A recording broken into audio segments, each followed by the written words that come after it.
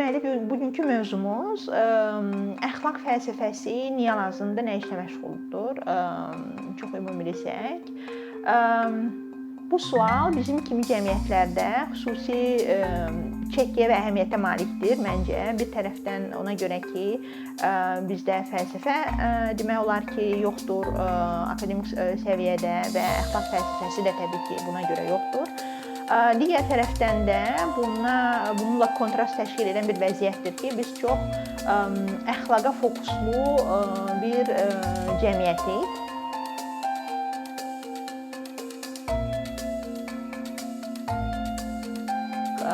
Bizdə kiməsə əxlaqsız desən, inciyər, hətta böyük qanqaraçılıq düşər. Ya da çox tez bunun tam əksi olaraq kimdənsə eşidirik ki, hətta siyasətçilərdən və ictimai görünən fiqurlardan eşitmək olur ki, əxlaqçılıq etməyin, bu mövzuda əxlaqçılıq işə yaramır ya da daha fərdi müstəvidə başıma əxlaq polisi kəsilmə və s. Bu əxlaqçılıq etmə, əxlaq polisi olmaq lazım deyil və s. kimi mövqelərin Nietzschedən üzü bəri gələn tarixi var, ora girmirik. Nietzschenin məlum yaxşı və pisin o tərəfində iddiası var idi, təsbiti var idi və çox tez-tez bu təsbitə müraciət olunur. Bizim iddia etdiyimiz isə odur ki, yaxşı və pisin o tərəfində heç nə yoxdur əxlaqi cəhətdən. Yəni yaxşı və pisin o tərəfində yenə yaxşı və pis var. Bunu necə açım? Məsələn, bayaqki misal çəkdiyim əxlaqçılıq etməyin iddiası özü bir əxlaqi mövqedir. Sən hər hansı bir mövqeni ya da hər hansı bir iddianı ya da kiminsə hərəkətini əxlaqçılıq olaraq dəyərləndirirsən. Əxlaqçılıq sözü özü neqativ sözdür. Sən kiminsə əxlaqi hesab etdiyi bir şeyi əxlaqdan sui-istifadə kimi qələmə verirsən. Əxlaqçılıq bu deməkdir. Yəni əxlaq və əxlaqçılıq iki fərqli anlayışlardır. Əxlaqçılıq əxlaqdan sui-istifadə etmək deməkdir. Və kiməsə deyəndə ki, əxlaqçılıq etmə, bu artıq özü bir əxlaqi dəyərləndirmədir, əxlaqi bir mövqedir. Bəs əxlaqi mövqe nədir? Sən nəyəsə yaxşı və pis dediyin andan artıq əxlaqi mövqe ifadə etmiş olursan. Nəyəsə yaxşı və pis demək üçün nəyə görə bu belədir? Çünki cəmi iki təməl əxlaqi dəyərimiz var, yaxşı və pis. Epistemologiyada, elmdə bu doğru və yanlışdır. Başqa müstəvilərdə başqa təməl dəyərlər var. Əxlaqda bu cəmi ikilə nədir? Yaxşı və pis. Və məsələ odur ki, nəyəsə ya da hər hansı bir hadisəyə ya da insanın özünə, hər hansı bir fenomenə yaxşı və pis demək üçün biz yaxşı və pis sözlərindən istifadə etməyə də bilərik. Biz yaxşı və pisi onu nəyə münasibətdə dediyimizdən asılı olaraq parafraz edə bilərik. Məsələn, yaxşı dərman dediyimiz dərmana biz həm də keyfiyyətli dərman deyə bilərik, ya da tez təsir edən dərman deyə bilərik, ya da yan effektləri az olan dərman deyə bilərik və s. Yaxşı film haqqında biz bunu parafraz edib deyə bilərik ki, maraqlı filmdir. Yaxşı yol haqqında deyə bilərik ki, asfaltında deşiklər olmayan yoldur və s. Yəni daha geniş parafrazlar ola bilər, artıq sinonim kimi oturmuş daha qısa parafrazlar ola bilər.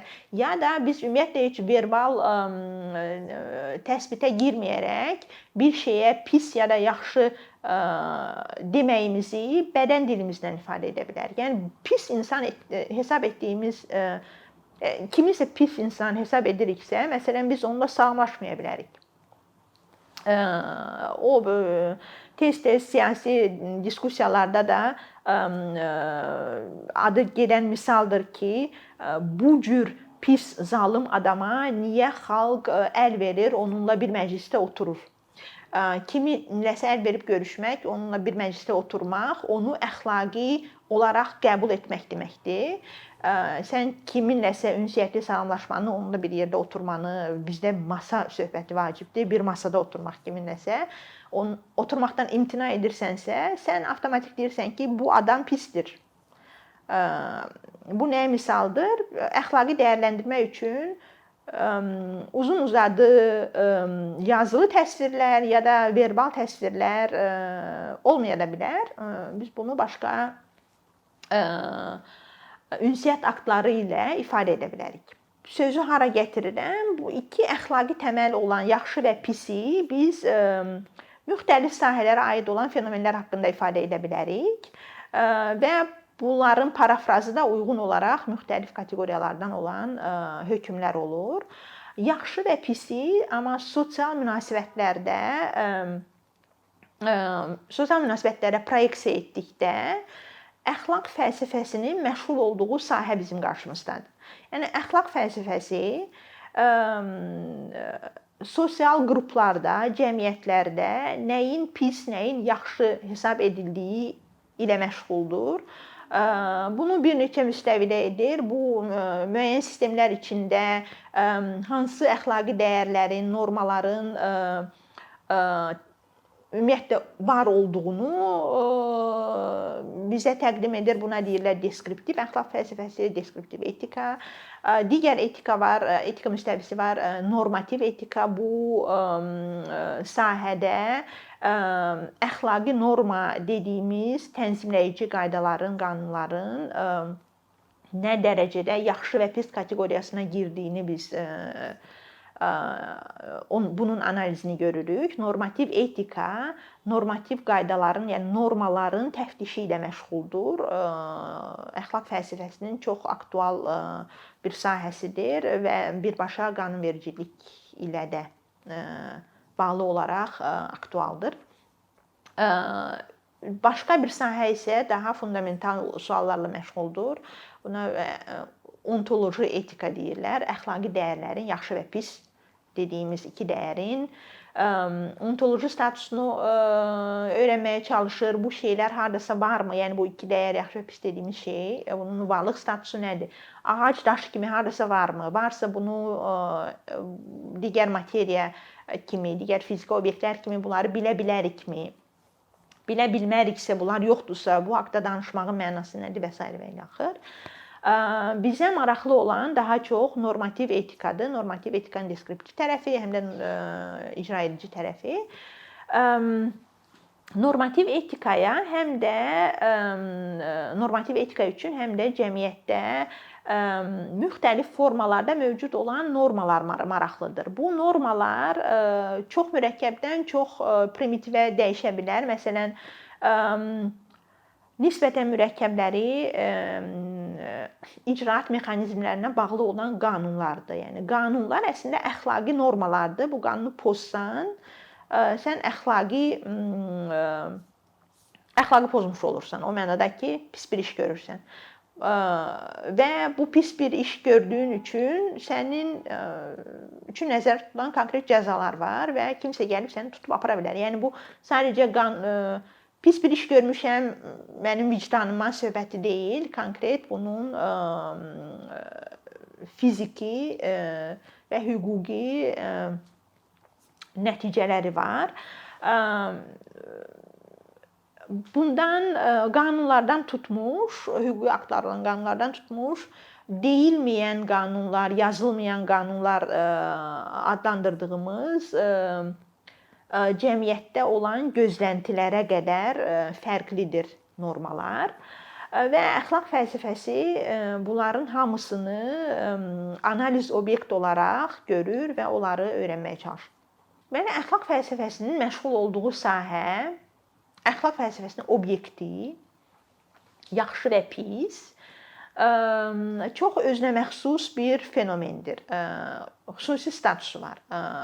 Bu özünəməxsusluq nədən ibarətdir? Bir tərəfdən ondan ibarətdir ki, biz yaxşı və pis dediyimiz bu iki dəyərə, ki bunlar təməl dəyərlərdir etikada, bunlara tərif verə bilmirik. Daha akademik terminlə desək, bunların definisiyasını verə bilmirik. Yəni biz yaxşı nədir və pis nədir sualına cavabımız yoxdur. Yaxşı nədir, pis nədir? O mənada yox ki, biz nəyə yaxşı deyirik, nəyə pis deyirik. Bu yaxşı dediyimiz hadisənin özü nədir? Buna hələ də əxlaq fəlsəfəsində bir definisiya yoxdur. Yəni daha asan desək, biz yaxşı nədir və pis nədir sualına hələ də cavabsızıq. Və bəzi müəlliflər hətta deyirlər ki, bu iki dəyər ümumiyyətlə definisiya olunmayan dəyərlərdir. Onların xüsusiyyəti də elə definisiya oluna bilməməkdir.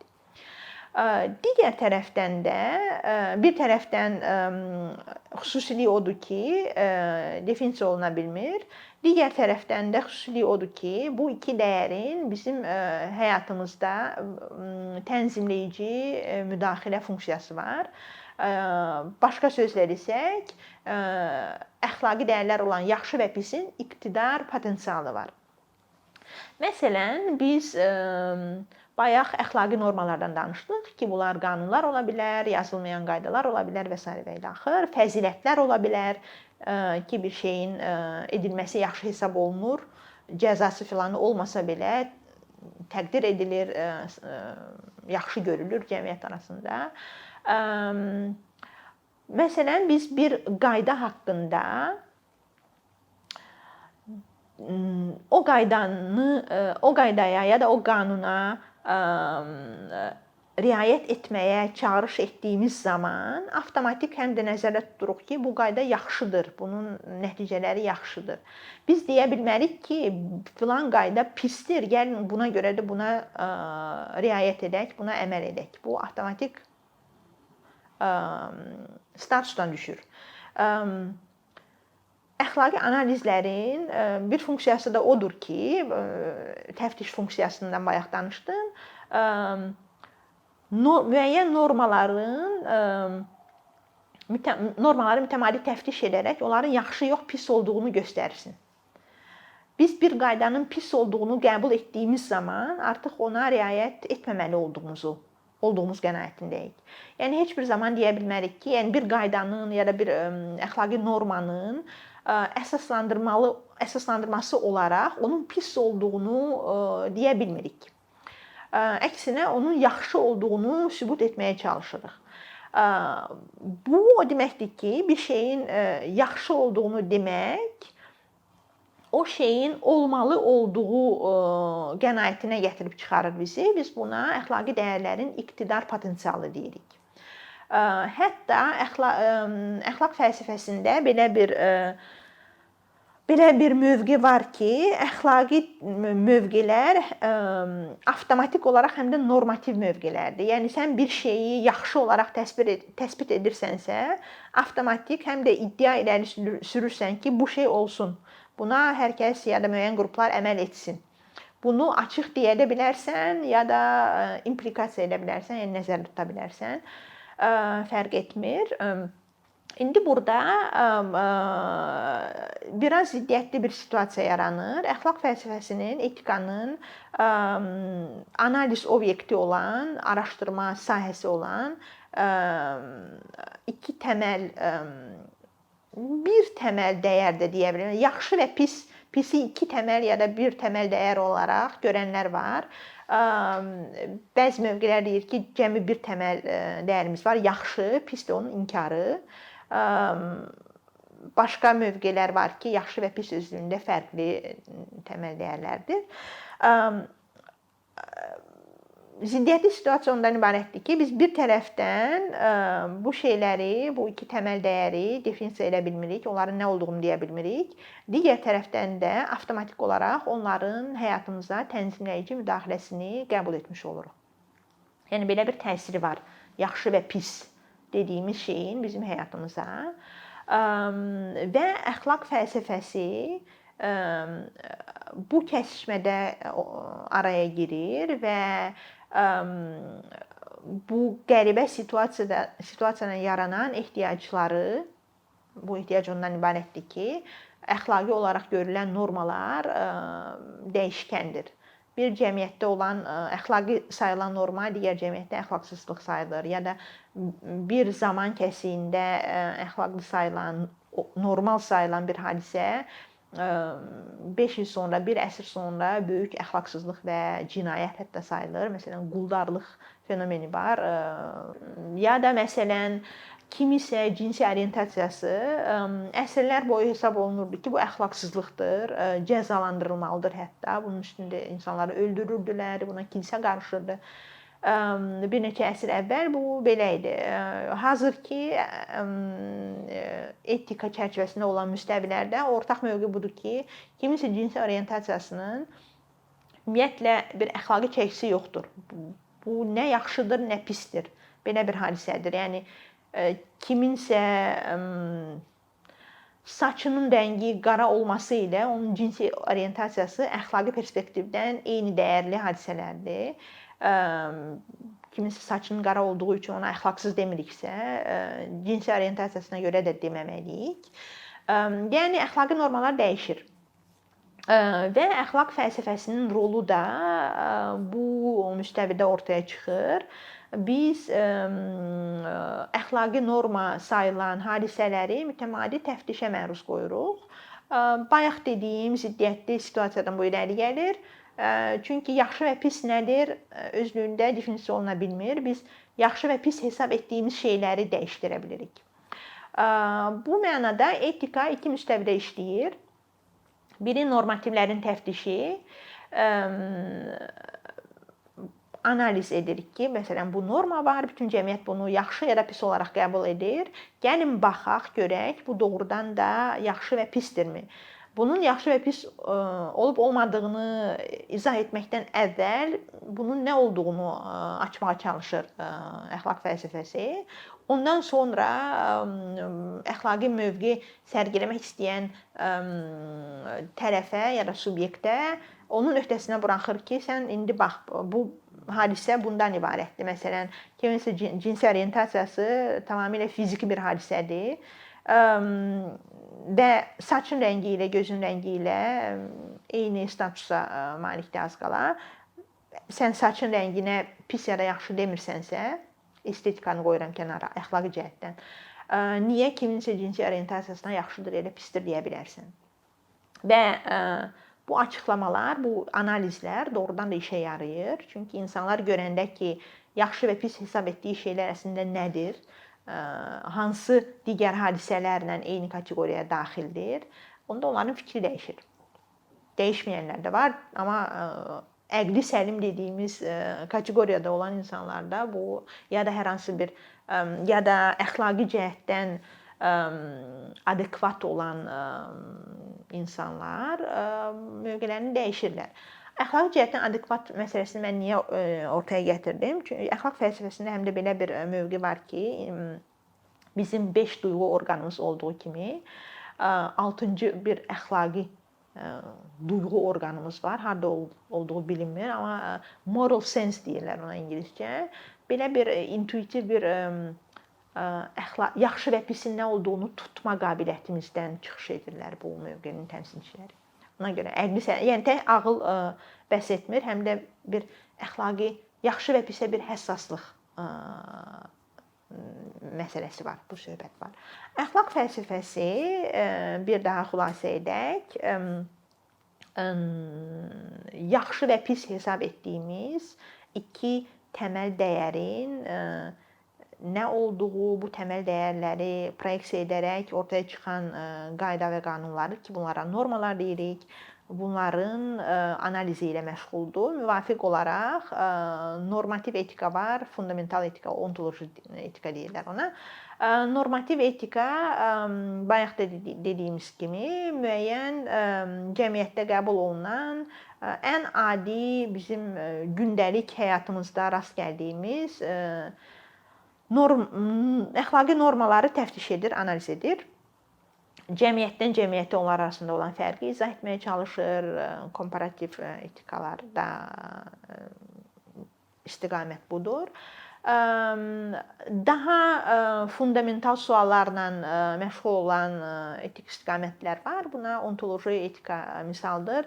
Yaxşı və pisin ontoloji statusunu araşdırır ya da araşdırmağa çalışır ki, yaxşı və pis dediyimiz bu iki dəyər ümumiyyətlə varmı? Varmı o mənada ki, məsələn, materiya kimi varmı? Divar, daş, ağac və s. bizim 5 duyğu orqanımızla bizə əl çatan olan varlıq kimi yaxşı və pis də varmı? Varsa onu necə bilə bilərik? O biri varlıq hadisələri ki, məsələn materiya. Onun haqqında bilik əldə etmək yollarımız, metodlarımız həm də əxlaqi bilik əldə etmək metodlarımızla eyni ola bilərmi? Əgər yaxşı və pis varlıq statusundan məhrumdursa, bu hardasa yoxdursa, onda bizim onun haqqında biliyimiz necə mümkün ola bilər və s. Yəni daha fundamental suallardır. Fundamental etikaya biz girmirik.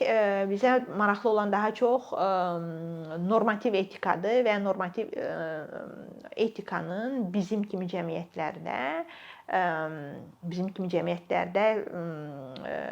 nə faydası ola bilər? Bizim kimi cəmiyyət deyəndə bir tərəfdən əxlaqa çox fokuslu bir cəmiyyət nəzərdə tuturam. Digər tərəfdən də bu əxlaq fokuslu cəmiyyətdə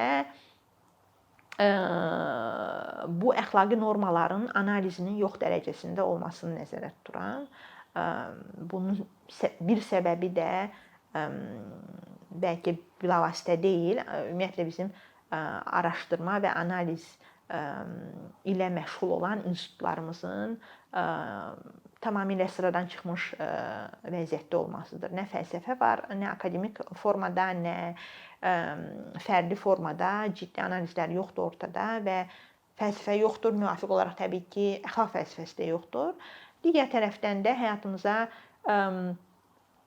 çox tənzimləyici, çox nəzarət edici, müdaxilədə olan əxlaqi normalar var və bu normaların analizi ortada görünmür. Əxlaq fəlsəfəsi bu müstəvidə çox faydalı ola bilər ki, bizim yaxşı və pis olaraq qəbul etdiyimiz, təqdim etdiyimiz, uşaqlarımıza yaydığımız, çıxış nöqtəsi kimi götürdüyümüz bu normalar, bura milli mentalitet elementləri də daxildir, bura bizim qanun mətnlərimizdə olan qəribə iddialar da bu çox problemli iddialar var qanun mətnlərində ki, əxlaqi nöqteyi nəzərdən problemli iddialardır.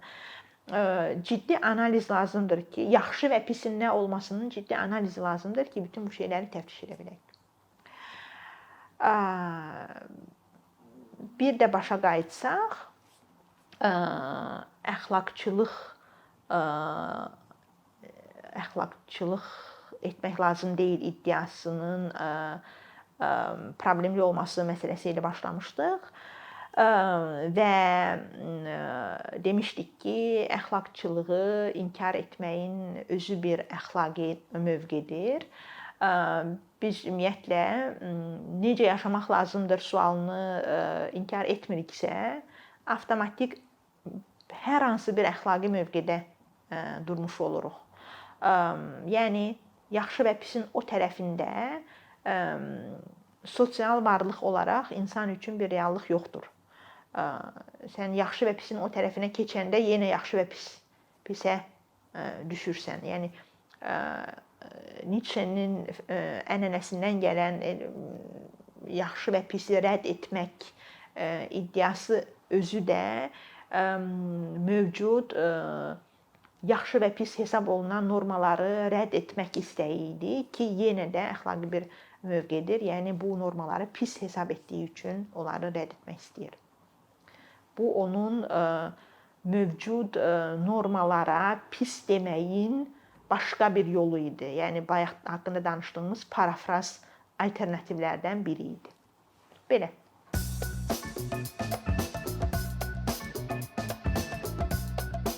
Bir neçə ildir ki, əkinçi olaraq Azərbaycanlı izləyicilərin hər zaman faydalana biləcəyi keyfiyyətli və ən əsas ödənişsiz kontent hazırlamağa çalışırıq. İndiyədək təqdim etdiyimiz onlarla animasiya və yüzlərlə çəkilişlər tələbələrin, mütəxəssislərin, müəllimlərin və ümumiyyətlə yeni mövzulardan xəbərdar olmaq istəyən çox sayda insanın marağına səbəb olub.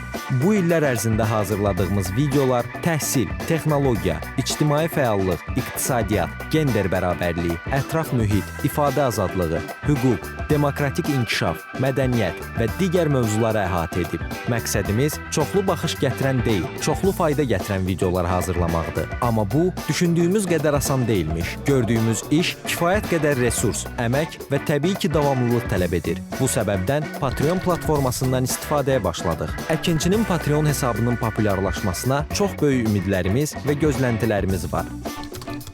Bəziləriniz Patreon haqqda ilk dəfə eşidirsiniz. Əslində, çox sadə izahı olan bir platformadır. Təsəvvür edin ki, siz rəssam və ya musiqiçisiniz. Sosial şəbəkələrdə sizi izləyən, işinizi bəyənən çox sayda insan var. Patreon platforması sizə imkan verir ki, izləyicilərinizin könüllü aylıq ödənişləri sayəsində işinizi davam etdirəsiniz. Sərgi, konsert zallarından asılı qalmayasınız. Amma bu, təkcə rəssam və musiqiçilərə aid deyil. Məsələn, əkinçiyə bənzər fəaliyyətlə məşğul olan bəzi layihələrin 10 minlərlə patronu var. Biz də düşündük ki, nə üçün əkinçinin Patreon hesabı olmasın? Sizin dəstəyiniz sayəsində biz daha çox və daha keyfiyyətli kontent yaratmağa davam edə biləcəyik. Amma bu dəstək yalnız maddi dəstək deyil. Dəstəkçilərimizin sayının artması gördüyümüz işlərin faydalı olduğuna dair əminlik verir.